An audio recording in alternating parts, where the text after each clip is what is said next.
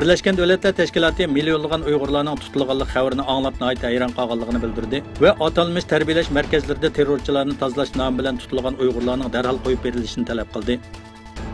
8 ayning 30 kuni Birleşken Devletler irqiy ayirmachilikni cheklash komiteti bu haqdagi kuzatish dokumentini o'tirib qo'yib, qonunsiz ayıplash, sotlash va jinoyat bekitishni to'xtatish kerakligini, darhol tutib turilganlarning qo'yib berishni va tutib turilganlarning sonini aniq ma'lum qilib, odillik bilan tekshirish olib berishni talab qildi.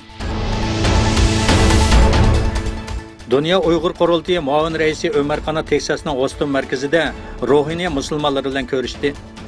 8 ayning 30 kuniki yig'ilishda Shimoliy Amerika musulmonlar jamiyati va Rohingya musulmonlarining masalasi Birleşken Devletler Teşkilatı yig'inida muhim rol o'ynagan Berma guruhi bilan fikr almashtirgan Ömer Qanat Uyg'ur masalasini muzokara qilish uchun yangi guruhning qurilganligini bildirdi.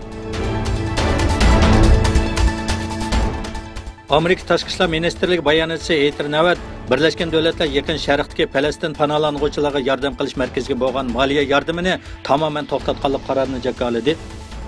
Bu markaz taxminan 5 million falastinlikka yordam qilgan bo'lib, bularning ko'pinchisi 1948-yili Isroiliya davlat qurish jarayonida jangdan qochgan yoki majburiy yurtdan chiqarilganlarning avlodlari.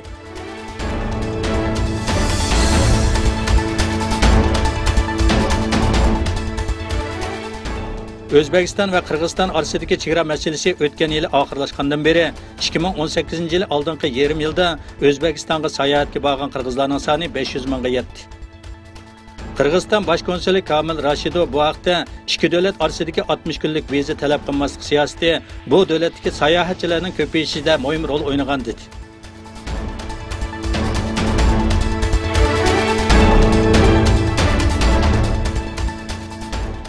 Saudiya Arabiston Qatar chegarasiga 1 kilometr yiroqlikda bo'lgan yerda Salva nomli kanal qazishni planladi.